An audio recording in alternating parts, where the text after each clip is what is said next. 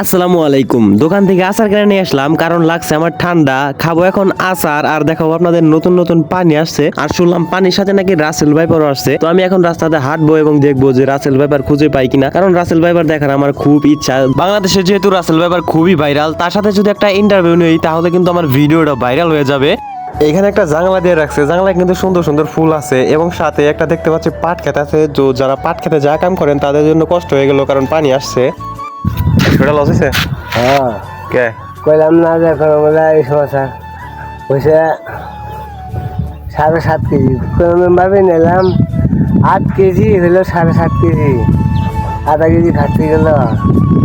আর রাস্তা দিয়ে হাঁটার সময় কাকার সাথে দেখা হয়ে গেল। কাকা আমাকে বলতেছে, কাকা গতকালকে আমার কাছ থেকে একটা সাইকেল নিছে, মানে পুরাতন সাইকেল। সেটা আমার কাছ থেকে যখন নেয় তখন ছিল 8 কেজি, আর কাকা যখন তার মহাজনকে মাপার জন্য দেয় তখন দেখে 7.5 কেজি। যেহেতু কাকা 500 গ্রাম নাই, সেই জন্য কাকার একটু লস হয়েছে, সেই কথাটা আমার কাকা বলতেছে। আর কাকা কিন্তু অনেক সুন্দর একটা মনের মানুষ, কাকা আমার কিছু বলেও নাই। তারপর আমি কাকারে বললাম যদি এরপর কিছু নেন তাহলে ভালো হলে মাইপা নিয়েন। তো এরপরে আবার কাকারে বিদায় দিয়ে আমি রাস্তা দিয়ে হাঁটা শুরু করলাম রাসেল ভাইপার খোঁজার উদ্দেশ্যে।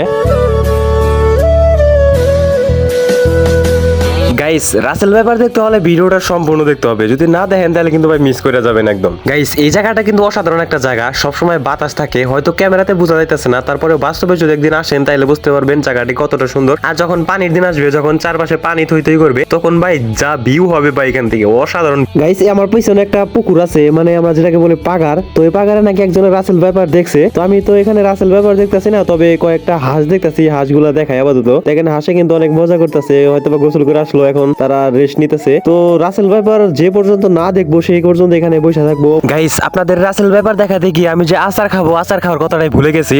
তো এখন আমি আচারটা ছিঁড়ে আমি খাওয়ার চেষ্টা করবো।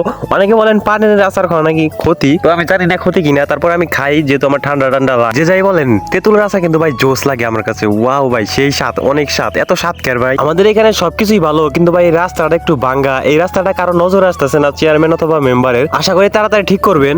গাইস, আমি দুঃখিত, কারণ আমি রাসেল ভাইপার সাপটি দেখাতে পারলাম না, কারণ রাসেল ভাইপার সাপ আমাদের টাঙ্গাইলে নাই, আর যদি থাকেও আমি জানি না সঠিক। আর রাসেল ভাইপার সাপ নিয়ে যারা গুজব ছড়াইতেছেন তাদের উদ্দেশ্যে বলি, ভাই রাসেল ভাইপার সাপ আমাদের দেশে আগে থেকে আছে, অযথা গুজব ছড়াই মানুষের মধ্যে ভয় ঢুকাবেন না। তারপরে আপনারা সাবধানে থাকবেন এবং দেখে শোনা চলাফেরা করবেন, যে কোনো জায়গায় যে কোনো সাপ থাকতে পারে। সবাই ভালো থাকবেন, ভিডিওটা ভালো লাগলে শেয়ার করতে পারেন এবং রাসেল ভাইপার সাপ থেকে দূরে থাকবেন। আসসালামু আলাইকুম, সবাই টাটা, সুস্থ থাকেন।